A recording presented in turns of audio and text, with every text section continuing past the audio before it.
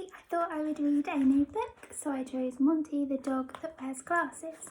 So this is a book that I read when I was younger and I really enjoyed it, so I thought I would read it to you. This is Monty. He looks rather unusual. I bet you're wondering why I'm wearing glasses. Well, one day before Monty took to wearing glasses, he was taking young Simon Sprod for a walk. He was waiting for Simon outside the sweet shop when he almost had a nasty accident. Watch out! A man on a bicycle swerved to avoid Monty and only just managed to keep his balance. Simon rushed out. The man looked over his shoulder as he rode off and shouted, "What that dog needs is a pair of glasses."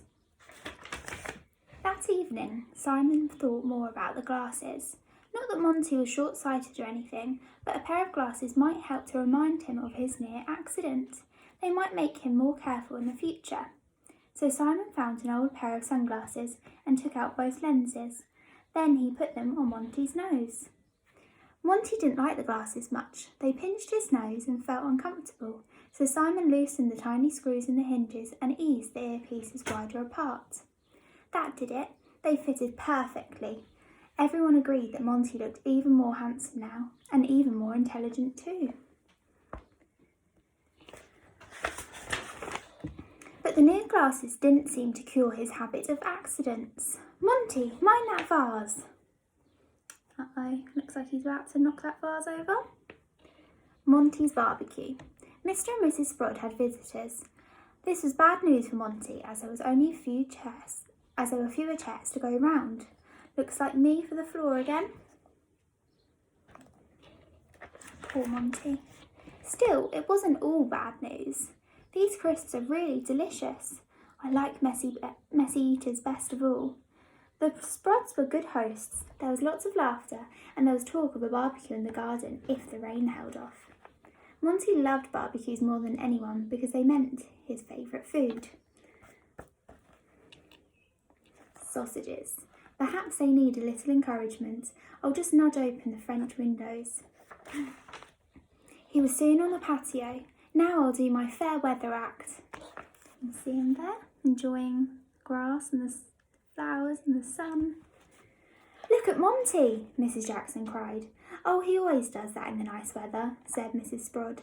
"Shall we join him?" Someone else suggested. "Yippee! They've swallowed the bait." Soon Mr. Sprod had put on a frilly apron and taken charge of cooking the sausages.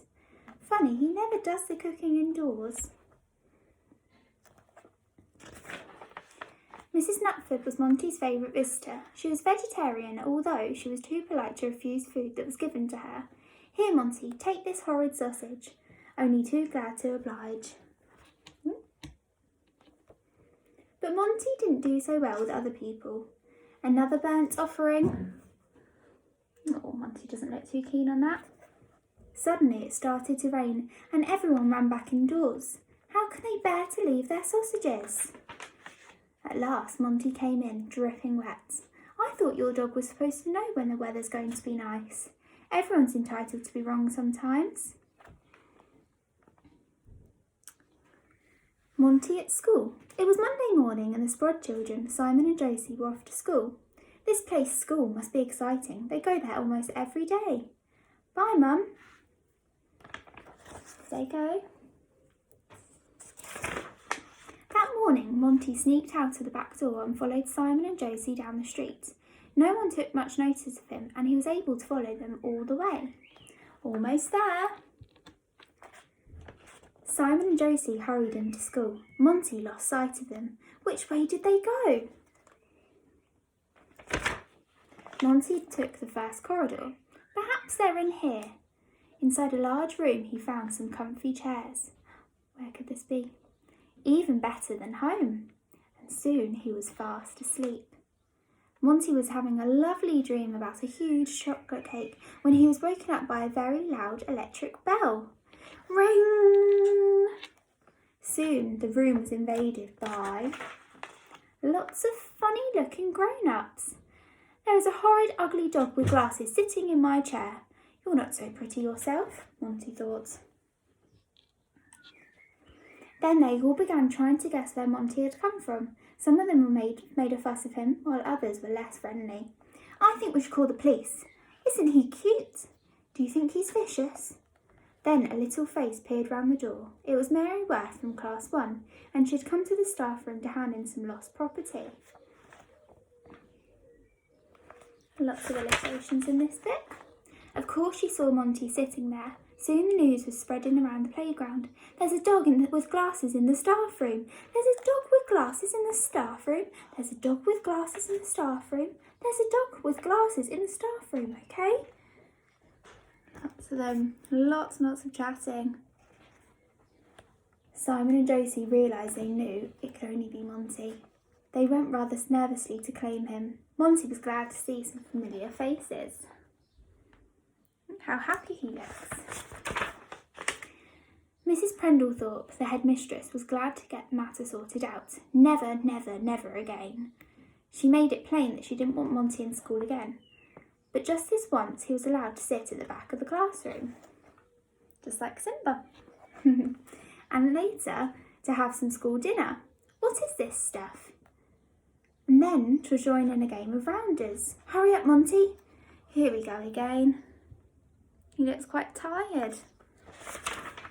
Mrs. Prendlethorpe needn't have to worry about Monty visiting again. Although he did like the comfy chair, he didn't care for the rest of the day's activities. I won't be going back there in a hurry.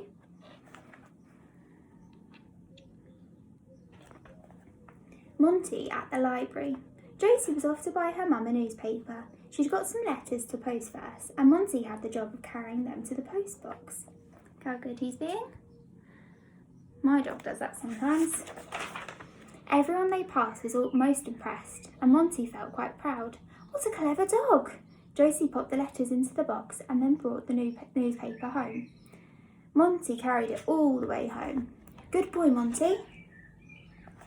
Everyone was just as impressed as before, and Mrs. Sprott gave Monty a chocolate biscuit for being so helpful. That's funny, you shouldn't give dogs chocolate. My favourite. In the afternoon, Monty heard Mrs. Sprott reminding Simon to return a library book which was due back that day. Simon would have to pay a fine if the book was late. Maybe this is my chance to earn another biscuit. Here we go. So when no one was looking, Monty took the book between his teeth and sneaked out of the house. Easy does it. Don't worry what's going to happen. He made his way to the library. People stopped to stare at him as he went by. A dog with glasses carrying a book. How novel. At the corner of Tower Road, there was a big puddle on the pavement. As Monty was edging his way round it, someone in a passing car hooted at him. Eek!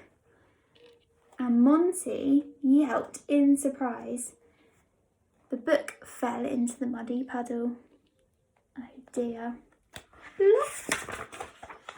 Monty retrieved it and gave it a good shake up to dry it off, but the pages were still a bit soggy. From now on, I'd better hold it with my special super tight grip. Monty reached the library and climbed the steps with the book safe and sound. He presented it eagerly to the lady behind the desk. Uh-oh. I wonder if she'll give me a chocolate biscuit too. But the lady didn't look too pleased. Uh-oh. She took the book between finger and thumb and looked at the damage. Covered in mud, pages stuck together, deep teeth marks in cover, totally beyond repair. Then she picked up a pen and wrote a note for Monty to take away. Perhaps it's a thank you note. Uh-oh. Monty found Mrs. Sprott in the living room with her hands on her knees. He dropped the note in front of her. What's that? Asked Simon, who was also on all fours. Mrs. Sprott looked at the note. It's from the library, she said. It's about that book we've been looking for all afternoon. Oh no, what has Monty done? Then she read aloud. Bill for damaged library book, £5, to be paid to the county council immediately.